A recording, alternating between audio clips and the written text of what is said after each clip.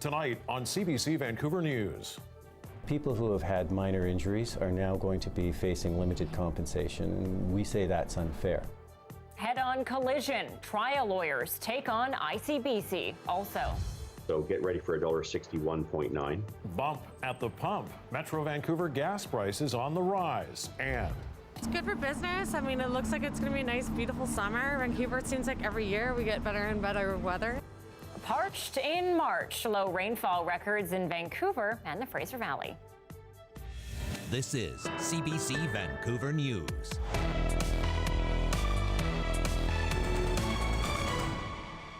good evening. Exams canceled, classes called off. Students at Langara College were told to evacuate the campus this morning after a mysterious fire. CBC's Mira Baines is live at Langara tonight. And Mira, a suspect has just been arrested. That's right. Just within the last half hour, we got word from Vancouver police that a suspect, a man in his 20s, was arrested in Surrey. Now, the arrest was made by transit police in Surrey, but the suspect has been turned over to VPD. Now, this incident started unfolding at about 11:30 today when a fire broke out in one of the buildings here at Langara College's campus. Police say they believe that this suspect allegedly entered the college with incendiary devices or explosives and may have lit one or more fires before fleeing the scene.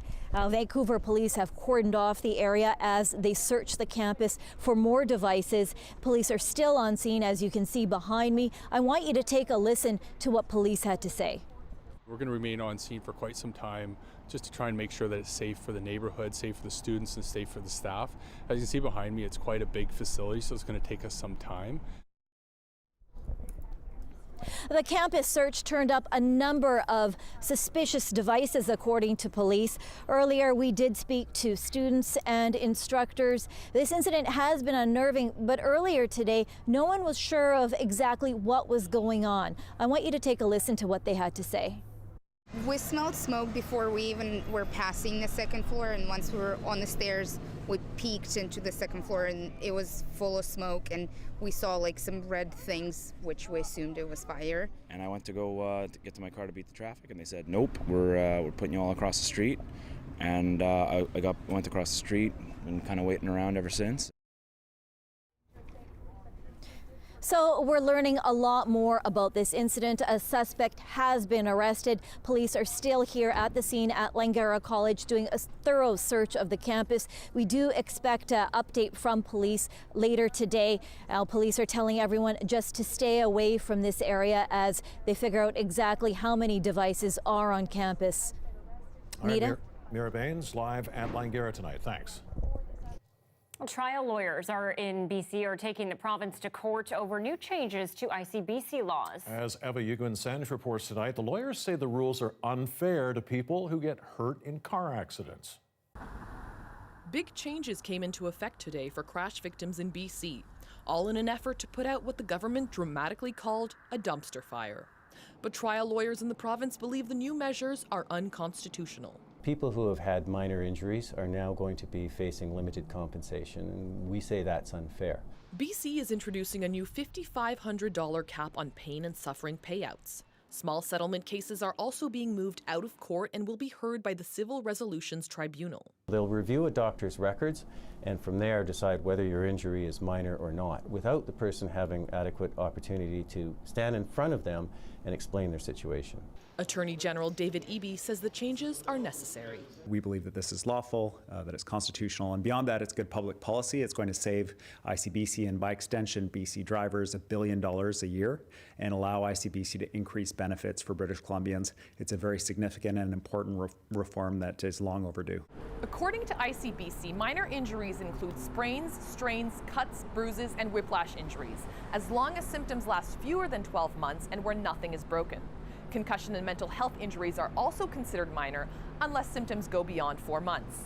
Some healthcare professionals say, despite the cap, the new ICBC rules actually improve things for crash victims. Now what ICBC has done is they've taken more of a treatment focus and said, okay, we will pay for the entire treatment so that way more people can get access to care after a motor vehicle accident. EB is confident the new measures will hold up in court in spite of the lawsuit. Well, almost identical challenges have been filed in other provinces when these measures were brought in other provinces years ago, and they failed. So we have a hard time seeing why there would be any difference this time here in BC.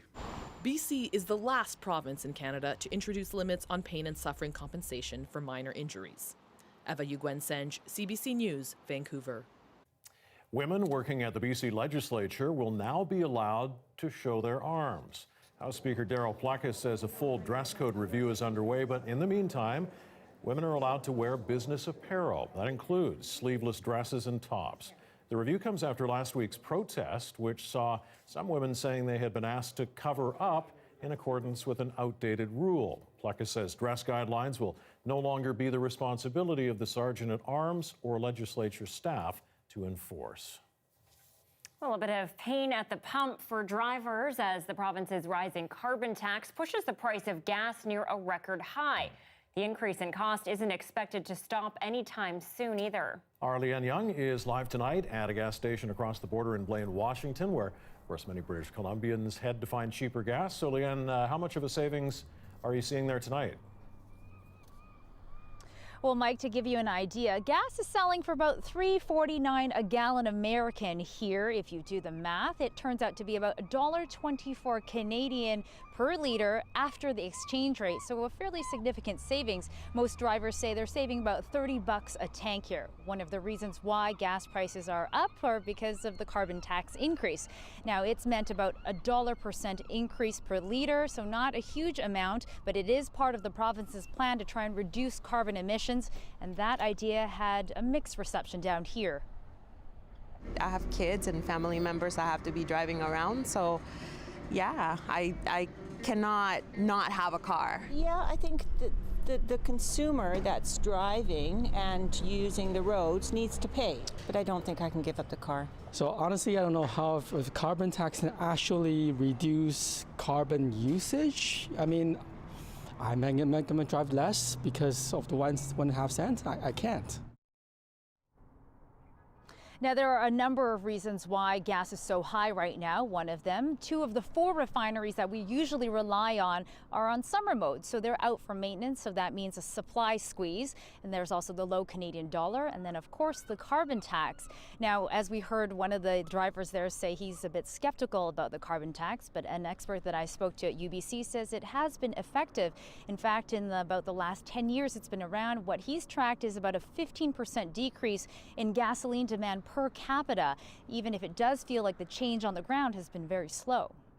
The process is very slow because the vehicle fleet turns over very slowly. Like, people own their cars for 10, 12 years, and so it takes a long time before we see these changes really to take effect. What we do see is that this process is very gradual in terms of the replacement. Every year we see a small improvement in fuel efficiency across the vehicle fleet. And Leanne, how are prices expected to change as the dust settles on this new tax? Well, Anita, they are expected to go even further up. So the highest that British Columbians have ever paid is $163.9. That was last October. You might remember that was when Enbridge had its pipeline rupture up north. And gas experts I spoke to today say that we could be surpassing that number in the coming days.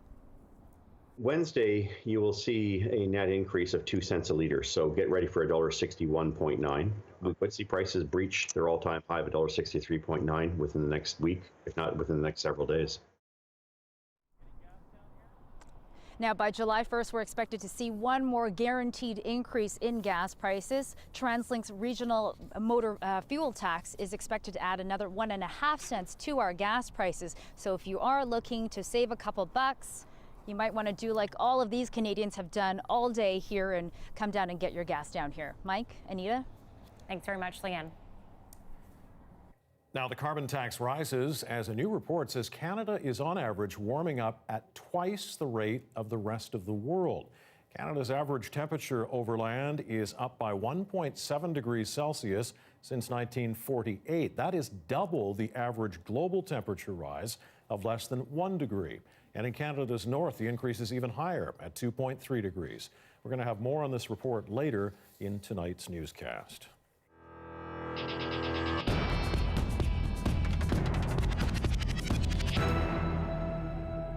May just be April 1st, but BC is already dealing with wildfires, including a new one near Squamish. CBC News was sent this video you're going to see in just the past hour. BC Wildfire says the blaze is burning near the Tantalus mountain range that's in the Squamish Valley. It was discovered today. Officials don't yet know how big the fire is or even how it started. It's also not clear if it's threatening any homes or buildings.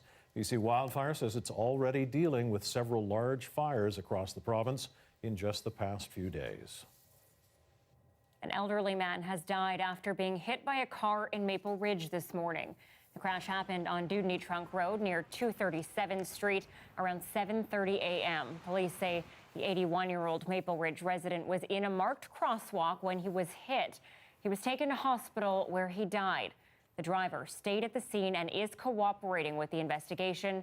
Dewdney Trunk Road has now reopened to traffic.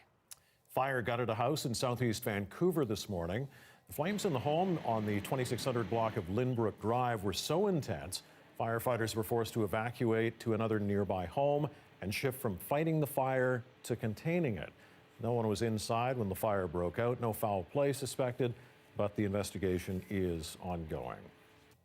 The White Rock Pride Society says it is facing discrimination, making it hard to find a place to hold a big summer event. And as Belle Puri explains, it has the group facing off with the Catholic Church. Ernie Klassen has lived and run his business in White Rock for a long time. White Rock has been a very welcoming community, I have found. I moved here almost 20 years ago now. Then this happened. On behalf of the White Rock Pride Society, Klassen went to rent a hall for this summer's Pride event. But the application was turned down.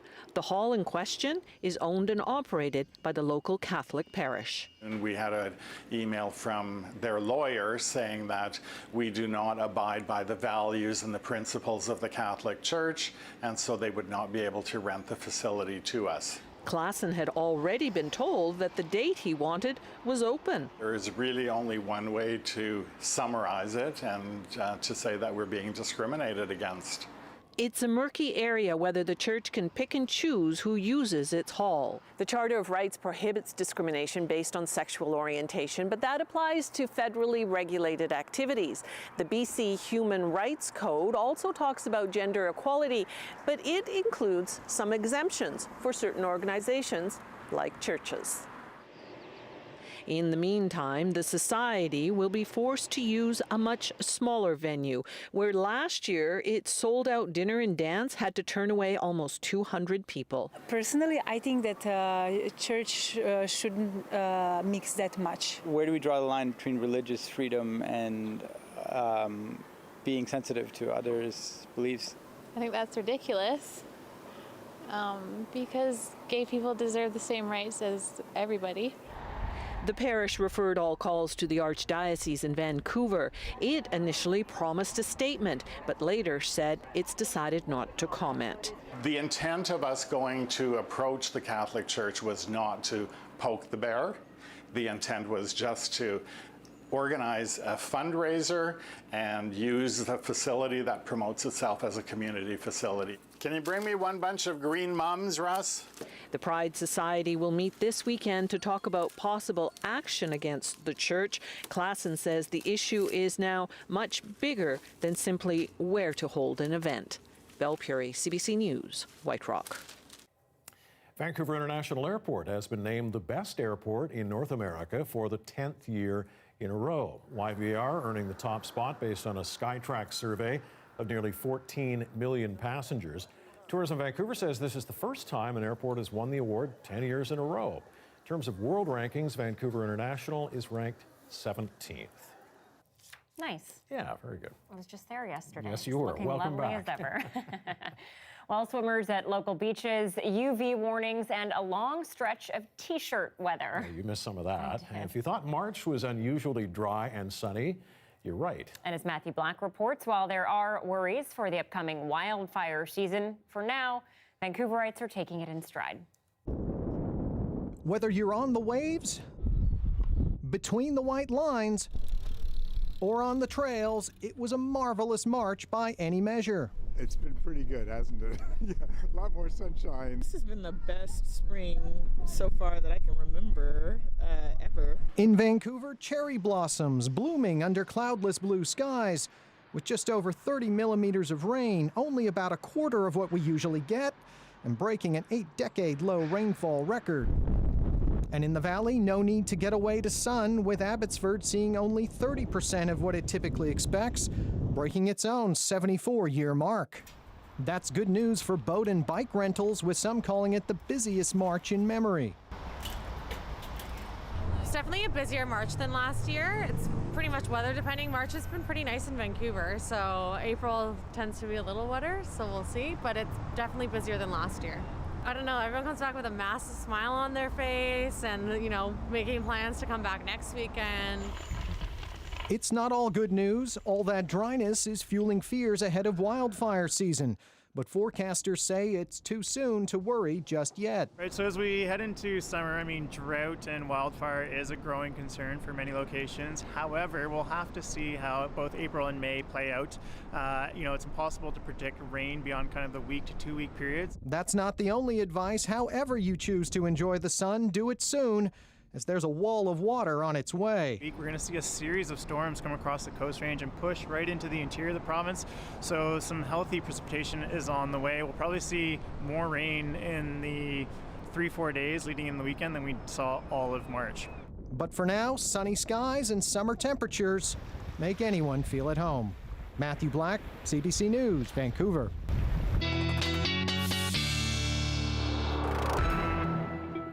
Another gorgeous day here on the South Coast. Beautiful. And Colette Kennedy is here with the forecast. Well, thanks, Mike and Anita. You know, such a beautiful weather pattern. Is it ever going to end? Feels like it's been going on for a while. Yeah, of course, we know that it is. And I can even show you when that's going to happen because it is coming. But what I thought we'd do first is just have a look at, because we're at the beginning of a new month, what April is typically like for us in Vancouver.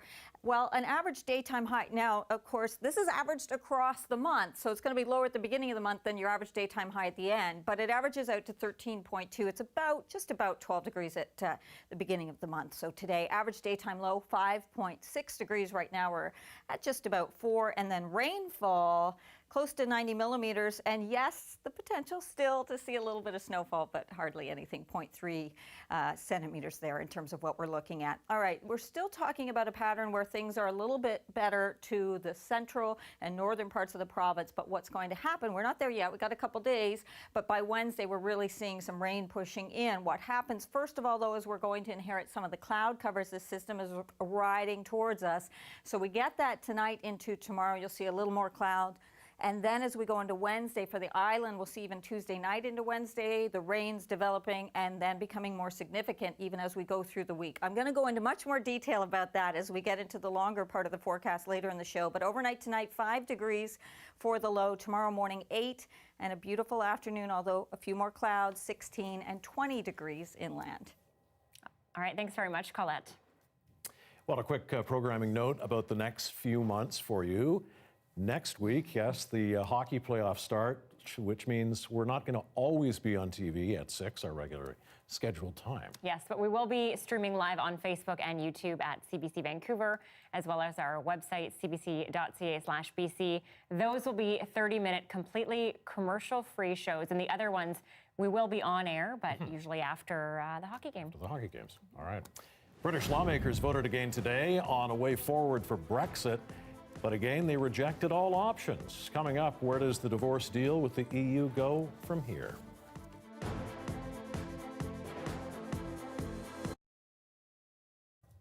Well, it's been a tough day for women in sport as the Canadian Women's Hockey League announced it is folding after 12 seasons. Yeah, it's a move that is all too familiar to some of the players, considering how the league came to be, with athletes from a previously abandoned league who came together to play, ultimately creating the top-notch CWHL. But the problem, it seems, is the bottom line. The CBC's Greg Ross has the story. I'm sad, devastated, angry, all at the same time. Carly Campbell is one of 130 players in the Canadian Women's Hockey League who learned their fate via conference call this morning. It's kind of a shock, to be honest. It's not something that we saw coming. The Calgary Inferno are your Clarkson Cup champions. Just days after the league celebrated its most watched championship game and a season where attendance and revenues were up, the CWHL says it still wasn't enough. I think we realize that under this model, we can't advance the women's game to the degree that it deserves. What is the model and why isn't it working? I don't think we have an answer to that. I would love to be able to say that if you did the following 5 things, this model would work. The news traveled quickly through the hockey world. These teenagers in Toronto had questions of their own. It doesn't give an equal opportunity for us, especially because this is an entire league full of girls and that they're trying to aspire to be that, and now we don't have the chance to be. The CWHL is one of 2 women's professional hockey leagues operating in North America. The other is the NWHL, based in the U.S. Officials from that league also seemed caught off guard. They had been in discussions with the CWHL to form one league. It makes sense to have all the best players playing against each other, for sure. Toronto Fury's general manager Sammy Joe Small says players would likely welcome a merger between the 2 leagues in the future, but in the meantime, players and staff are already considering other options for next season. I think we can create an interim league. The hardest thing about creating a league is getting ice time. All that ice time has been booked moving forward, so we do have those ice times. We have GMs in place. We have teams and staff in place. Yes, the league, the name CWHL is gone, but we're still an entire community of players, GM, staff that are holding together, and we are being optimistic about this whole thing. Players earned between $2,000 and $10,000 in the CWHL. Campbell says players may have to consider playing for free. Greg Ross, CBC News, Toronto. It's unfortunate. Yeah, it's really too bad. I mean, the hockey is excellent, and a lot of people are saying today maybe the NHL might step in with some kind of, help financially, but I don't think that's necessarily going to happen. Along the lines of what the NBA has done in the past with the Women's Basketball Association. So anyway, it is a shame. We'll have to wait and see. Okay. Well, we will be back in a few more minutes with political headlines around the world.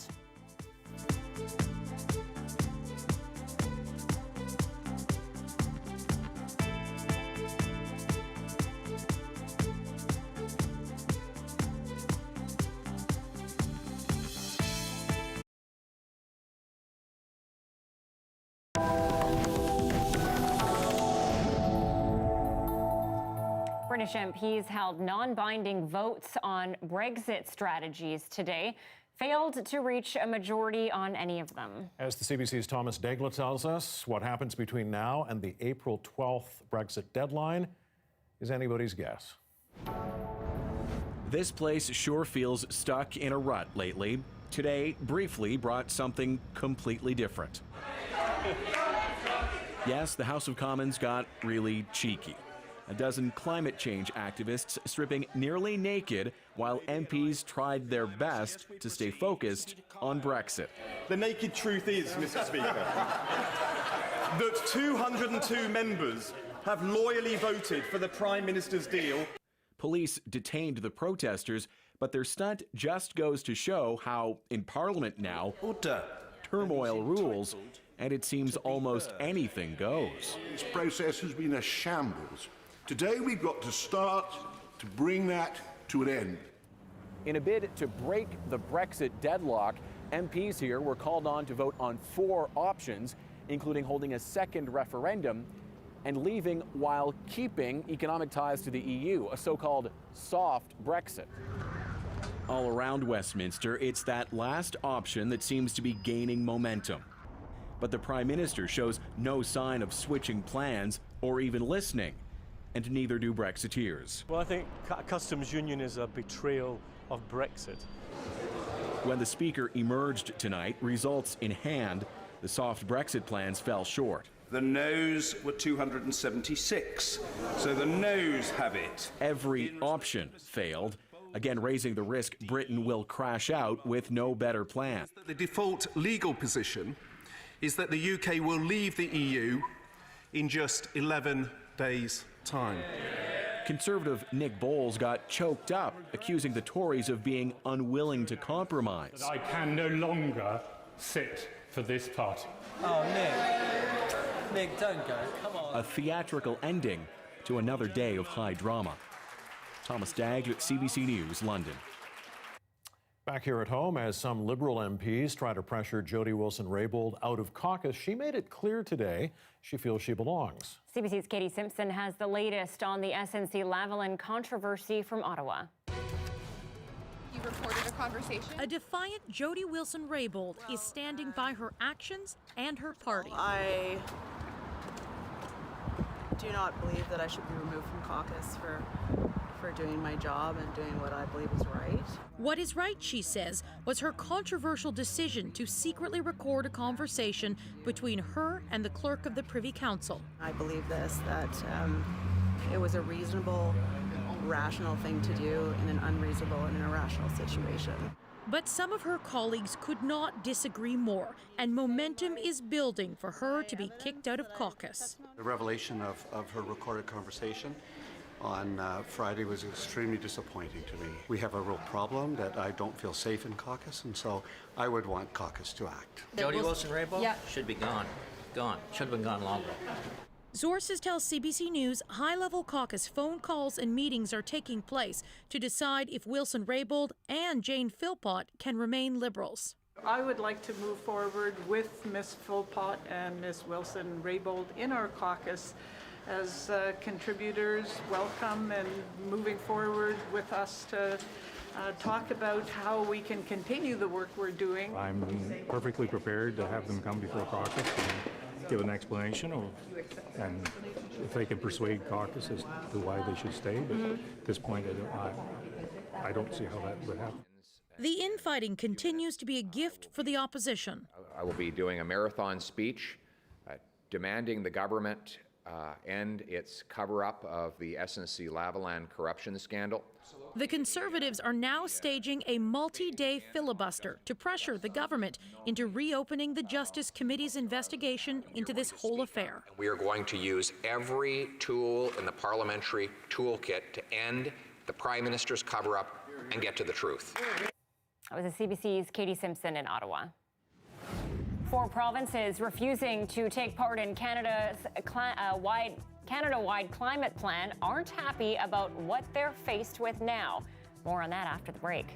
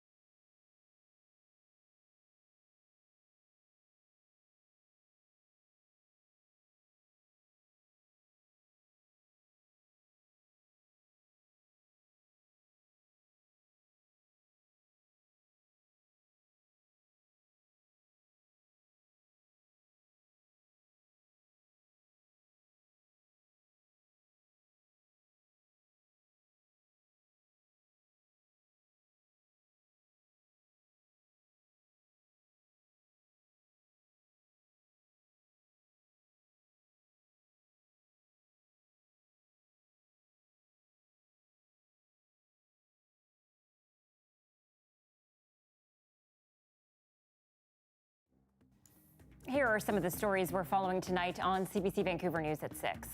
British Columbians, to be clear, are going to be paying more for their insurance, and they're getting less. The provincial government is being taken to court over new ICBC rules for people hurt in car accidents. The changes started today and include capping payments for minor injuries at $5,500. The Trial Lawyers Association of BC says this restricts people's access to the court system and unfairly limits their compensation. Well, we've just learned one person has been arrested after students and staff were forced to leave Vancouver's Langara College this afternoon because of a fire that may have been set on purpose. Classes and exams have been canceled for the day. Police are asking anyone with information to give them a call, specifically those who may have seen anything suspicious in the college's T building. Wednesday, you will see a net increase of 2 cents a litre, so get ready for $1.61.9. Yeah, get ready to pay more to drive your car. Gas prices are on the rise with today's increase to the carbon tax. And on July 1st, the regional motor fuel tax is also going up. Experts warn it could get even worse if there are any problems at any of Washington State's 4 refineries in the next few months. And BC isn't the only province seeing the price at the pump go up today. A federal tax on fuels that emit greenhouse gases went into effect in the 4 provinces that refused to take part in a Canada-wide climate plan. It's designed to lower the country's carbon emissions so Canada can meet international reduction targets. And as Salima Shivji reports, those provinces aren't happy about it. A hike at the gas pumps that's already being felt. Well, the difference between yesterday's gas price and today was already like almost $7 in my tank, so that made a pretty big difference. I don't like it, but it's just par for the course, isn't it? The reason, the federal carbon tax, imposed today on the 4 provinces that didn't come up with their own climate action plan. The Conservative premiers at the helm of those provinces had plenty to say against it. It's a tax with the word carbon in front of it. It does nothing for the environment, absolutely nothing. So it's just another tax grab from the federal government. It doesn't work. It's a tremendous cost on families here in the province and a cost on our export-based economy. Andrew Scheer is also out today in New Brunswick, promising that his first order of business would be to scrap the carbon tax. He says it doesn't work, that it isn't an environmental plan, it's a tax plan. But the Liberals shot back, saying that the carbon pricing system is a proven tool to fight climate change. You know, in the next election, Canadians are going to have a choice between a government that's taking the need to act on climate change seriously and Conservative politicians like Andrew Scheer and Doug Ford, who seem committed to burying their heads in the sand. He says when the people in those 4 provinces file their taxes, they will get a rebate that will both offset the costs as well as give them an incentive to lower emissions. Salima Shivji, CBC News, Ottawa. So a lot of strong reaction to the new carbon tax, but how well do Canadians understand what the tax is and how it actually works? As Evan Dyer reports, a survey shows that there is a lot of misinformation out there.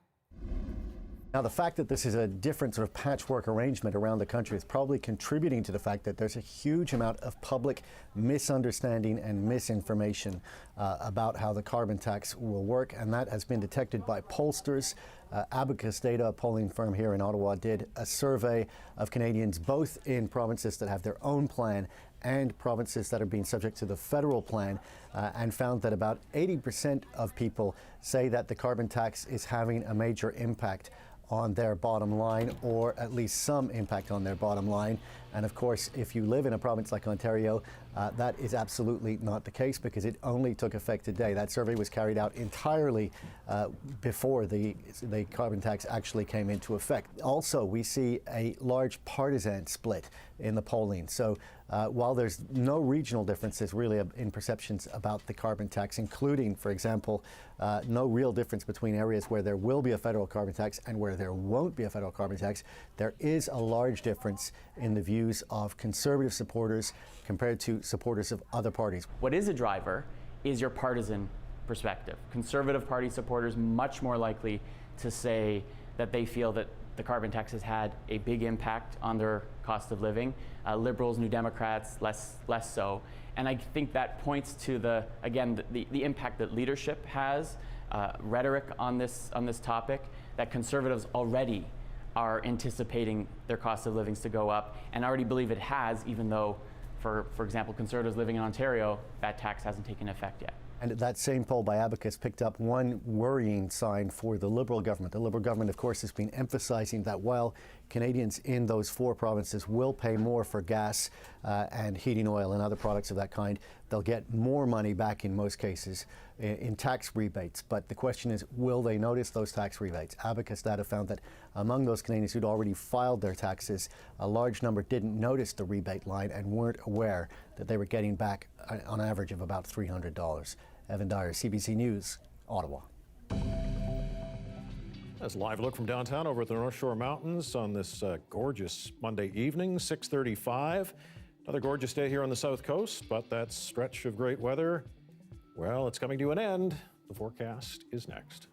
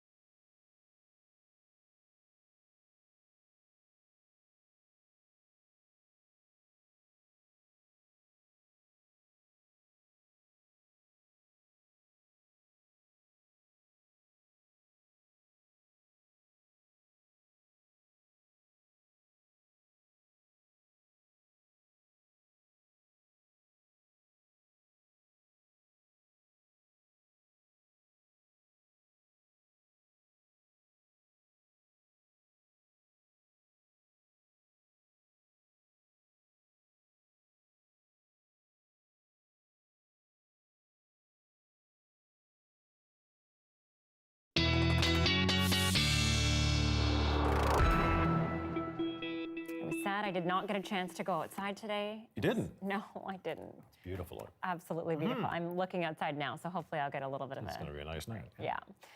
So with that being said, let's go to Colette Kennedy now with the weather. Thanks, Mike and Anita. You know, earlier in the show, I was looking at what a typical April would be like since we're at the beginning of a month, and this is just the almanac for this date. So average high 11.5, you see that record high, and record rainfall 25.4 millimeters back in 2009. And at least we weren't that cold this morning at minus 2.2. So another nice day. We have a fairly nice day as well tomorrow, and then things start to change. And we'll see several days with these pulses coming in as we've got an area of low pressure just off the coastline that's going to be pushing in the moisture. So first the clouds kind of starting to roll in, so thickening up. Very slow to move inland, but we'll see those clouds on the increase through the day tomorrow, especially though into Wednesday. And it is Tuesday night into Wednesday when we'll start to see some showers, a little bit scattered at first and then becoming a bit more significant, pushing across the island and eventually into the metro area. So now I'm pushing you into the long range here, kind of looking ahead from Wednesday into Thursday. And we get some breaks, but each time the next wave comes in, especially as we head towards Friday, it gets a little bit heavier in terms of the amount of rainfall we'll be seeing. So we'll go from Wednesday seeing maybe 10, 15, 20 millimeters in some cases, and then be almost double that as we get towards the end of the week. This change in the pattern is helping a little bit with some of the road dust and dust advisories, but we still have these in place for you in just a few areas. And your forecast tomorrow, Prince George, Beautiful day, still keeping that sunshine. This system is further to the south, so still looking pretty good, riding under that ridge. So 10 degrees with sunshine, Prince Rupert 10 degrees and 14, and sunshine as well. And then you'll see clouds just starting to come in. Whistler 15, and certainly those clouds thickening up. 13 degrees for you there in Port Hardy. For Comox, it's 17 tomorrow. Nanaimo, a few more clouds at 18. In towards Abbotsford and Hope, you'll also see a few more clouds moving into the skies, and certainly Victoria, you'll be picking that up with those highs into the upper teens. So just a delightful day into Tuesday, even though the clouds are on the increase for Vancouver, but inland we'll be talking about 20 degrees,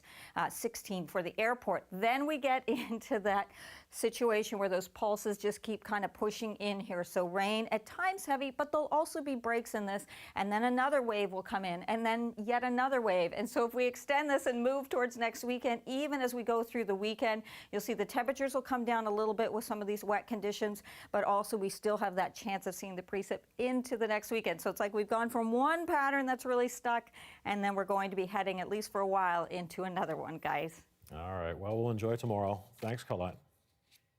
And as you've probably noticed, meteorologist Johanna Wagstaffe has been off. I've noticed, yeah. Yes. Well, we do have some very exciting news to share with you. Yes, we do. Johanna and her husband Tristan are now parents to a beautiful and healthy baby boy named Wesley. Love that name. Wesley, born on Wednesday. And the whole family is doing well. There he is with Rodney. Yeah. Rodney, I have heard, has also taken well to Wesley. Oh, well, that's so, good to yeah, hear. Things are good. So congratulations, Johanna. Fantastic. Escaping from her estranged husband while held hostage in Afghanistan, lawyers for Joshua Boyle began cross-examination today. His wife describing brutal details. That's coming up.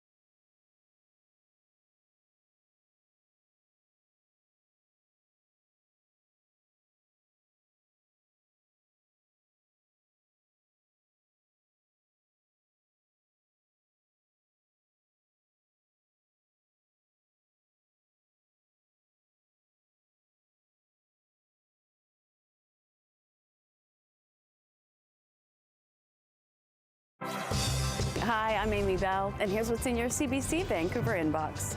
Anita, Bathe, and Leanne Young will host Vancouver Magazine's 30th Annual Restaurant Awards on April 29th. This award serves as the definitive list of the best places to eat in the city. And CBC Vancouver is a proud sponsor of SFU Public Square's Community Summit. This year's event will explore how disinformation is impacting our society and shaping our world. For more, check us out at cbc.ca/BC.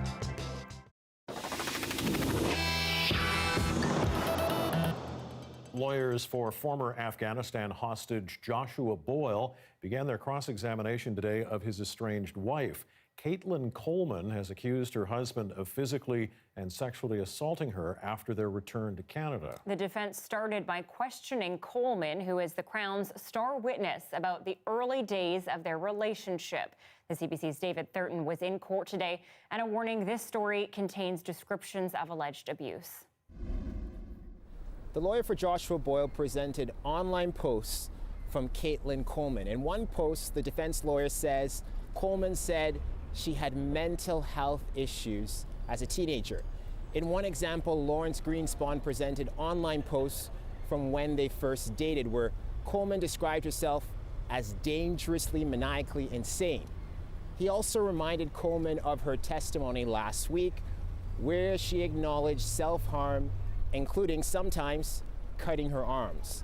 It is not clear yet where the defense is going with its questioning, but the Crown alleges Boyle misled police when he called 911 in December and told the operator his wife wanted to kill herself. This morning, Coleman also gave her version of the day police were called. She said she escaped their home because Boyle threatened to lock her away forever in their bedroom. He also said she would never see their kids again. The Crown also showed the court pictures of the sexual bondage kit that Boyle used during the alleged abuse. Coleman identified objects, including the cord used to tie her hands. Coleman is testifying in another room via video link. Boyle usually sits in court writing on a notepad, but today he looked up when the pictures of the kit and its contents were shown. He has denied all the allegations in this trial. David Thurton, CBC News, Ottawa. Recently announced upgrades to Boeing's 737 MAX software will be delayed weeks. The U.S. Federal Aviation Administration announced the delay today, saying time is needed for additional work by Boeing as a result of an ongoing review of the 737 MAX flight control system.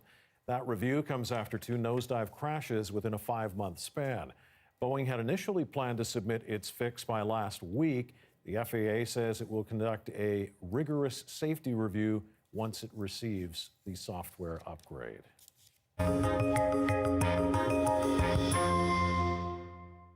Well, legalization has made growing cannabis an active alternative for Canadian farmers. But what happens if too many people start growing marijuana? Since California legalized pot last year, farmers there say it's hard to ignore the temptation to switch crops.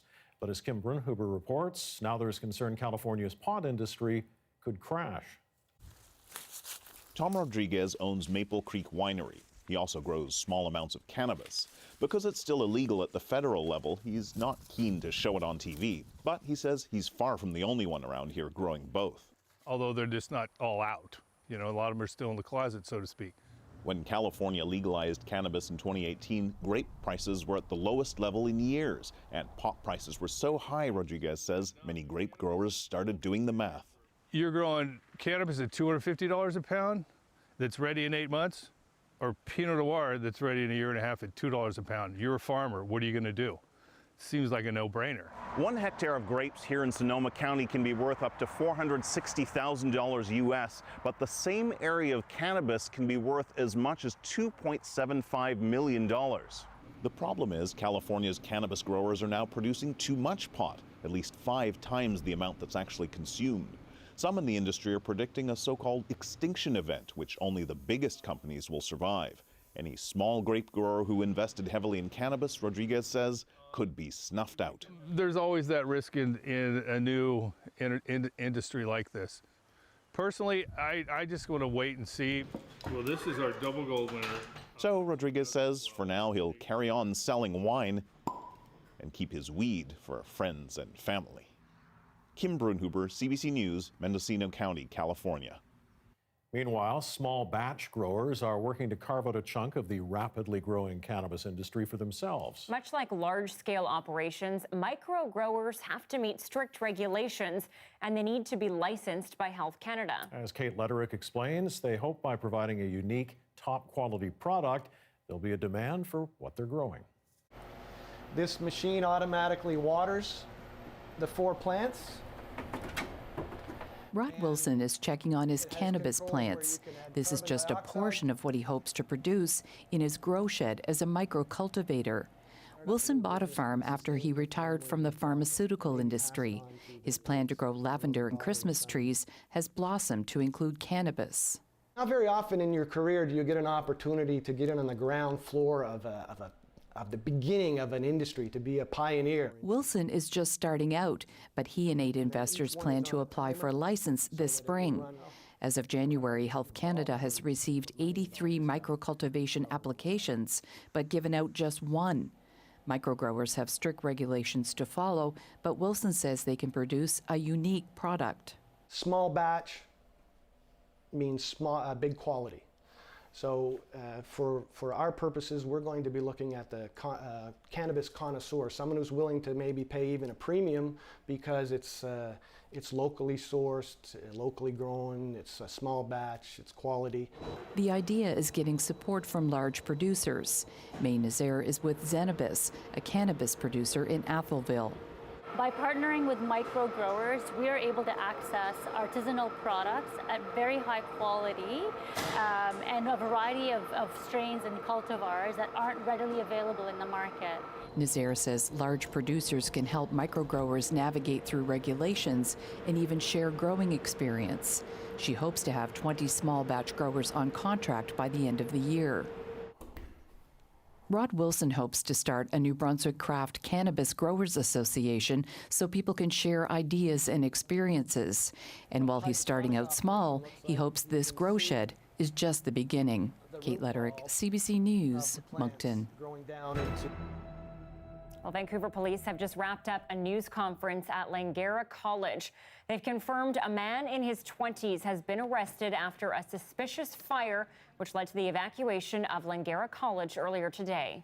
The bomb squad was called in to search the campus. It did locate several incendiary devices during a search. Police are not releasing any details about the suspect who's been arrested, but a VPD spokesperson did say there's no indication of any further threats to Langara or any other school. They are asking anyone who saw anything suspicious to get in touch, and they're telling the public to expect a more visible police presence at the schools over the coming days. Well, did you get fooled? Some of the best pranks we found on this first day of April, coming up.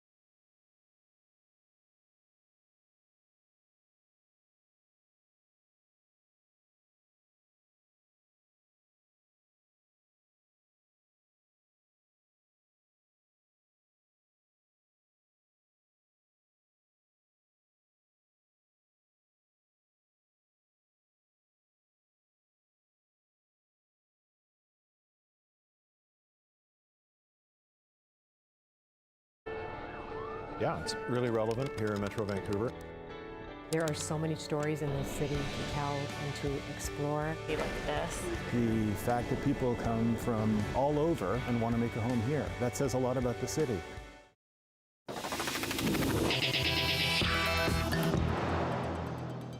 Big night. Canada's television, movie, and digital media industry capped off a week of celebrations with the gala presentation ceremony for the Canadian Screen Awards. Yeah, CBC took home hardware in several key categories, but it seems Canadian audiences are the real winners. Johanna Wagstaffe now on how the stories we watch are changing. Billy, I'm crying already.